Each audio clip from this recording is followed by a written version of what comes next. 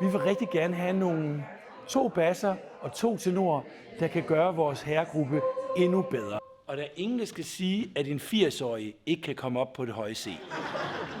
Vi synger meget forskelligt. Primært klassisk, men også plads til drukviser indimellem.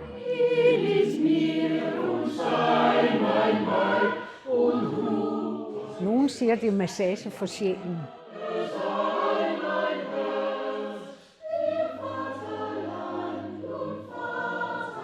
Jeg har haft koret i 3 år, og det, som jeg har lagt mærke til helt fra starten er et utroligt dejligt socialt sammenhold, men også en rigtig dejlig attitude i forhold til musik.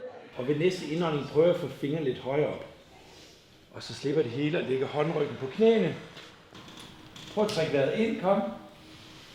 Vi arbejder rigtig meget med opvarmning, med attitude, gå ind på scenen, det kropslige løft, så vi laver qigong, og vi laver gymnastik og andre vilde ting. Så jeg håber, folk vil kunne høre det, når vi laver vores koncerter. Her kommer nogle kroppe, der er glade.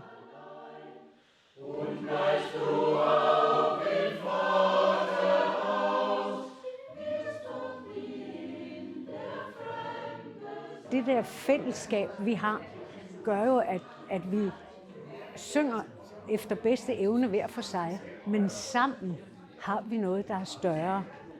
Og det gør rigtig godt for hele mennesket. Ikke kun kroppen, men sjælen og alt det hele. Så vi bliver glade indeni af det.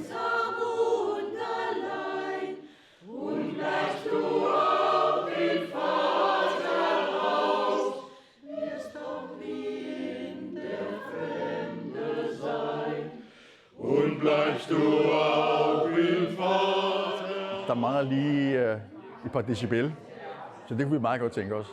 Så vores opfordring er til dem, der sidder derhjemme og siger, hvad skal jeg lave en mandag og en onsdag formiddag? Kom herned og vær med, vær del i fællesskabet, oplev, at du pludselig bliver yngre, end du tror, du er, og få noget kaffe og noget latter og noget god sammenhold. Det er virkelig fantastisk at være hernede.